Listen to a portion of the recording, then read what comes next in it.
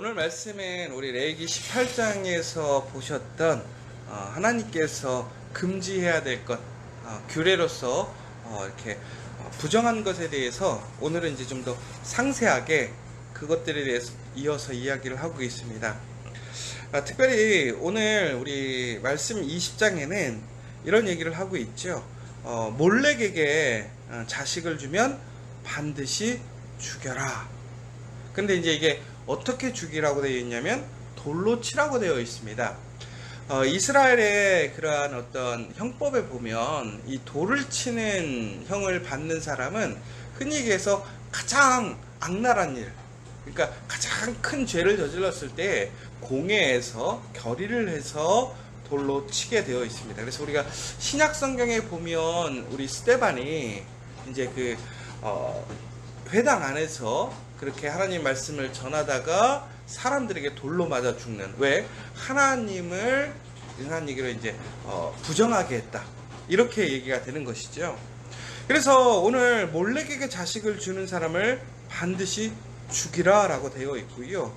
또한 몰렉에게 자식을 주는 사람을 못 본 채 하고 또 그를 죽이지 아니한 사람을 또 그도 죽이라 라고 얘기를 하고 있습니다. 그러니까 이게 흔한 얘기로 몰렉에게 자식을 준다라는 것은, 다시 얘기하자면 가나안 지방의 풍습이었죠. 그러니까 예전에 우리나라에 그런 것도 있었거든요. 그 조금 비유가 맞을지 모르겠지만 혹시 심청전 아십니까? 그 심청전의 내용이 뭐냐면 아버지가 신봉사인데 눈을 보지 못해서 신봉사라고 불렸는데 그분이 눈을 뜨고 싶어서 절에 찾아갔죠.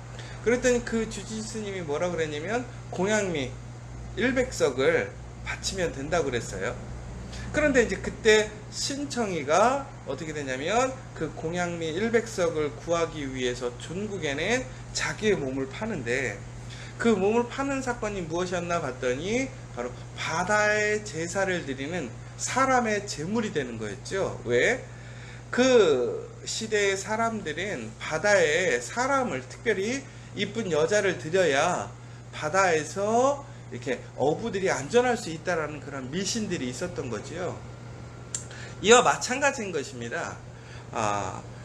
예전에 애굽과 가나안에는 하나님을 알지 못하는 사람들은 자연은 매우 이렇게 침범할 수 없는 아주 강력한 힘을 가진 그러한 동경의 대상이었죠. 그런데 바로 그러한 동경의 대상들에게 하나님께로 잘 보여야 되는 거예요.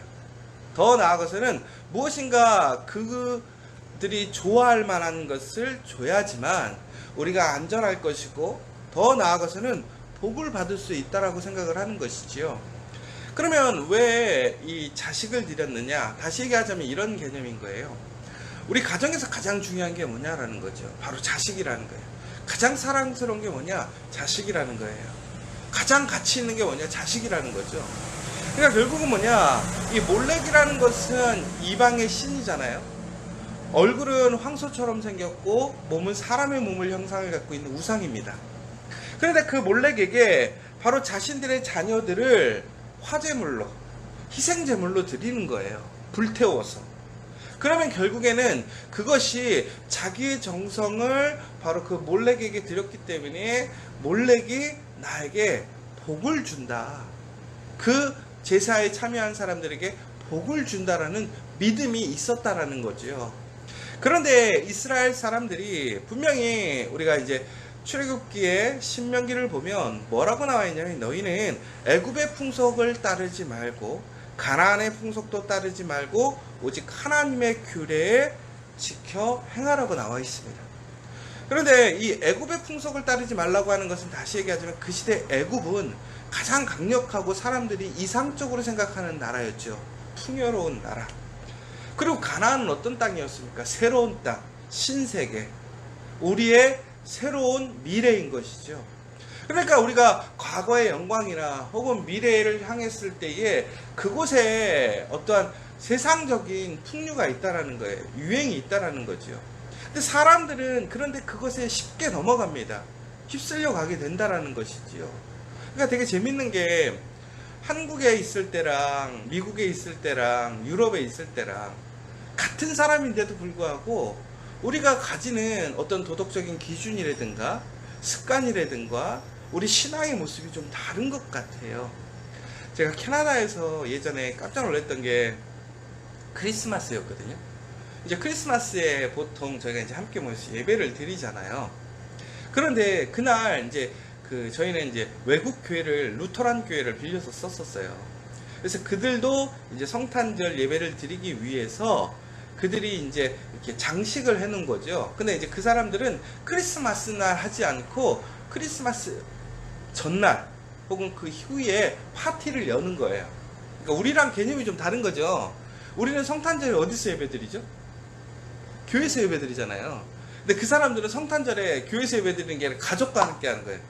그러면 교회 사람들하고는 언제 하는 거냐? 그 전에 하든지 그 이후에 이렇게 하는 거죠. 그러니까 우선 이거부터가 좀 다른데 그들이 이제 함께 모여서 잔치를 하고 파티를 하는데 선물을 준비해 갖고 왔어요. 그래갖고 이렇게 흔한 얘기로 강대상 앞에 우리 추수감사절 되면 우리 그런 거 있잖아요. 막 호박이니 과일 같은 게 막 잔뜩 쌓아놓잖아요. 근데 그 사람들도 크리스마스 때는 그렇게 쌓아놓은 거죠. 함께 나누려고. 근데 제가 깜짝 놀랐던 게 뭐냐면 그 쌓여있는 품목들 중에 보니까 와인도 있고 맥주도 있고 있는 거예요. 그러니까 한번 생각해보세요. 우리나라 교회 예배당에 강대상 앞에 사람들이 성탄절에 우리가 함께 와서 또 기쁨을 나누고 또 교제하기 위해서 선물을 갖고 왔단 말이에요. 근데 거기 보니까 막 와인 세트가 있고 맥주가 있어요. 여러분들 어떻게 생각하시겠어요? 야, 이런 불의한 나라가 있나 뭐 이렇게 생각할 수도 있을 거란 말이에요.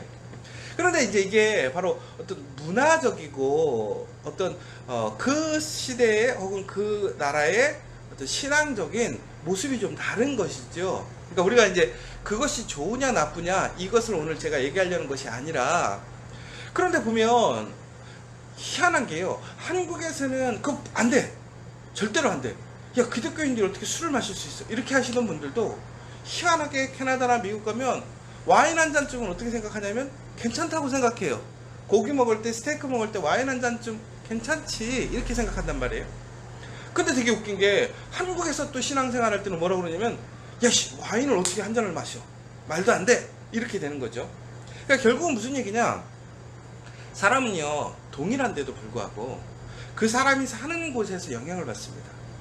그 사람이 살아가는 그 사회의 가치관과 풍습에 따라서 그의 신앙의 삶의 패턴이 달라질 수 있다는 거예요. 근데 하나님께서는 뭐라고 그러셨냐면 분명히 이스라엘 사람들에게 너희가 애굽을 가든지 혹은 가나안을 가든지, 그러니까 너희가 봤을 때 너희보다 더 훨씬 선진국이고 잘 사는 나라의 문화가 있을 것이고, 더 나아가서 너희가 정말 가장 존귀하게 생각하는 약속의 땅에 갈지라도 그곳에서 너희가 그 세상의 풍류에 휩쓸리지 말고 오직 무엇을 지키라고 그러냐면 하나님의 규례와 말씀을 지켜 행하라고 되어 있어요. 왜? 그렇지 않으면 너희가 거룩해지지 않는다라는 거예요. 하나님에서 멀어진다라는 거예요. 그래서 오늘 말씀에 보면 뭐라고 되어 있냐면 그 이야기가 함께 되면서 접신한 자와 박수무당을 음란하게 따르지 말라라고 나와 있어요. 그러니까 결국은 뭐냐, 이 몰렉에게 제사를 드릴 때 결국은 무당들이 주관을 했다라는 거예요. 그런데 그 무당들이 그 몰렉에게 제사를 지낼 때는 단순히 우리의 자녀들만을 희생제물로 드린 것이 아니라 바로 거기에는 무녀라는 사람들이 있었습니다. 제사를 담당하는 여사제가 있었는데 그 여사제의 역할은 무엇이었느냐? 어떤 예배를 돕는 것이 아니라 바로 그 예배에 참여한 남자들과 함께 몸을 섞는 거였어요. 결국은 이게 어떤 의미였냐면 바로 그 여인은 신을 접한 여인, 신이라는 거죠. 그래서 결국은 그 신과 그 제사에 참여했던 남자가 흔한 얘기로 성적인 그 행위를 통해서 뭐가 되는 거예요? 하나가 된다라는 그들의 종교적인 의미가 됐던 것이죠. 그런데 사람들이 본질적으로 그러한 어떤 종교적이고 제사적인 의미보다는 이것이 어떻게 되어졌냐면 바로 그곳에서 매춘을 하게 되는 거예요. 성적인 쾌락을 누리는 거예요. 그러니까 결국은 이 몰렉에게 제사를 드린다고 하는 것은 매우 철저히 이기적인 거죠. 내 자녀를 어떻게 드림으로 인해서 내가 잘 되는 거예요. 그 제사를 드림으로 인해서 내가 뭐 하는 거예요? 유익을 얻는 거예요. 즐거움을 얻는 거예요. 기쁨을 얻는 거예요. 그런데 결국에는 이것이 하나님의 말씀과는 다르더라는 거죠. 왜? 보세요. 오늘 우리가 지금 자녀를 드림으로 인해서 어떻게 되냐면 우리의 가족이 파괴가 돼요. 언약이 파괴가 돼요. 우리는 살아나는 것이 아니라 죽이는 사람이 되는 것이죠. 결국은 하나님의 말씀과는 다른 모습인 거예요. 근데 사람들은 이렇게 하면 복을 받을 수 있다고 생각하는 것이죠. 왜? 그 순간이 즐거우니까. 그 순간에 무엇인가 자기가 드린 것에 대한 보상이 올 거라는 기대를 하게 되는 것이지요. 그런데 하나님께서는 그러지 않으셨단 말이에요. 하나님의 약속을 믿고 하나님의 말씀을 지키고 행하는 자들에게 하나님의 복을 주신다라는 거예요. 그러니까 우리가 따라야 될 건 세상의 풍류가 아니라 오직 하나님의 말씀이라는 것이죠. 그래서 하나님께서는 다시 한번 얘기하시는 거예요. 그 시대에 그렇게 만연해 있던 그러한 풍류를 따라가지 말라는 것이지요. 그런데 성경에 보면 많은 사람들이, 특별히 하나님의 사람들 또한 이러한 풍류를 따라가는 모습들이 있어요. 여러분 사사기를 통해서 보시면 입다가 기억하십니까? 사사 입다. 그가 전쟁에 나가야 됐어요. 너무나 강력한 적들과 싸워야 되는 상황이 생겼죠. 근데 그때 그가 하나님께 기도합니다. 소원합니다. 근데 우리가 어렵고 힘들 때 하나님을 찾아가서 기도하고 하나님께 소원하는 것은 잘못된 것이 아닙니다.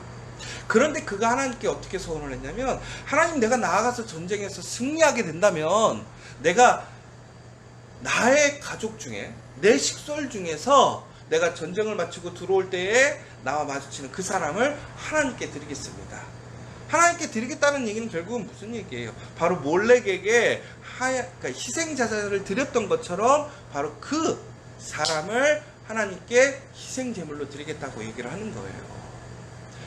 여러분, 아브라함이 보면 이삭을 하나님께 희생제물로 드리라는 명령을 받았습니다. 그래서 그는 종국에는 그의 아들을 하나님께 드리고자 갔었고 종국에는 죽이려고 했었죠. 그런데 하나님께서 원하셨던 게 뭐였죠? 바로 그렇게 이삭을 죽여서 그 피로 희생제물로 삼아서 하나님께 예배드리기를 원하셨던 것이 아니었죠. 종국엔 뭐였어요? 바로 그 이삭보다 누구를 더 사랑하는가? 하나님을 사랑하는가를 확인하신 거였잖아요. 시험하신 거였잖아요. 하나님의 말씀에 순종할 것인가를 보셨던 것이잖아요. 그런데 사람들은 오해하는 거예요. 나의 가장 존귀한 거 사람의 피값으로 드리면 우리가 하나님 앞에 큰 상급을 받을 수 있다, 복을 받을 수 있다라고 생각하는 거죠. 아니에요. 우리가 우리의 생명으로 아무것도 할 수가 없어요.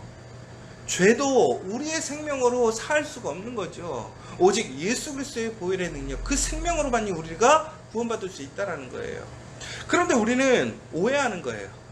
우리 스스로 판단하는 거예요. 잘못 생각하는 거예요.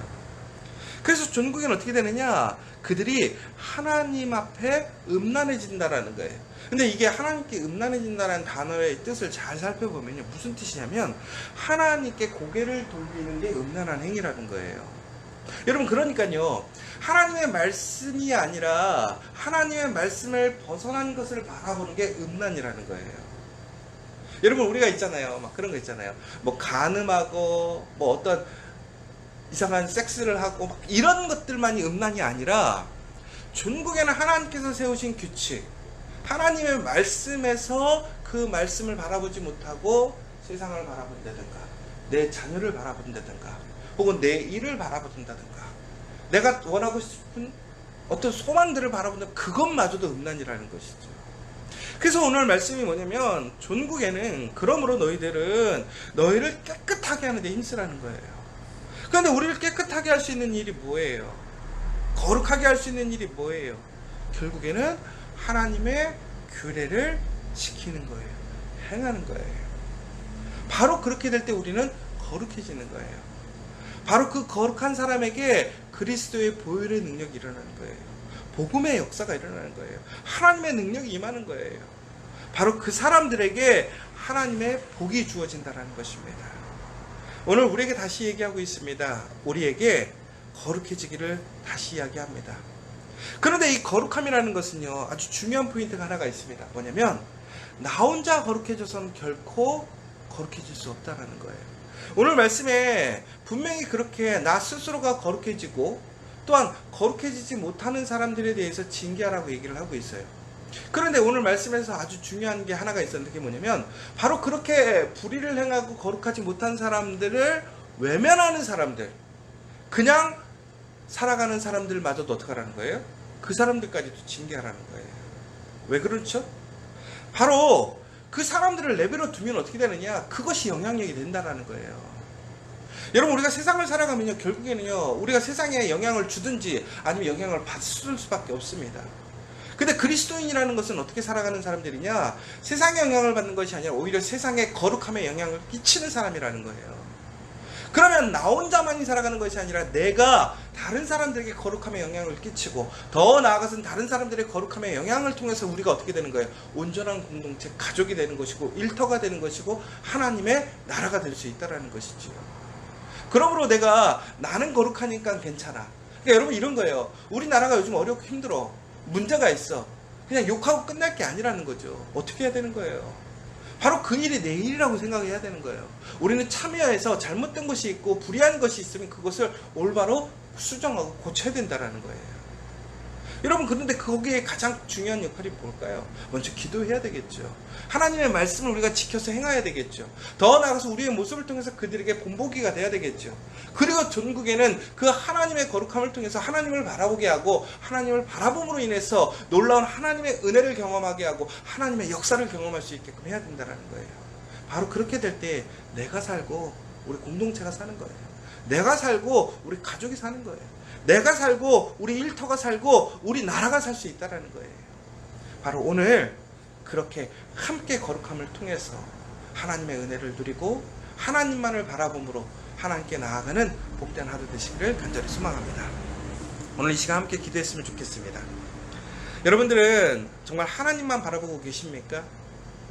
우리는 하나님만 바라본다고 하지만 세상 속에서 세상도 바라보고 내 꿈도 바라보고 내가 원하는 것도 바라보게 됩니다. 그러나 전국에는 우리는 하나님께서 떠나게 됩니다. 하나님께서 오늘 다시 말씀하셨죠. 하나님 안에서 거룩해지라고, 깨끗해지라고, 그래서 하나님 안에 머무르라고, 그것이 복이라고 이야기했습니다. 오늘 다시 한번 우리의 삶을 잘 살펴보시고 내가 다른 것을 바라보고 있다면 그 모든 것들을 깨끗하게 하여 오직 하나님만 바라보시고 하나님의 말씀을 온전히 지키고 행하는 복된 하루 되시기를 간절히 소망합니다.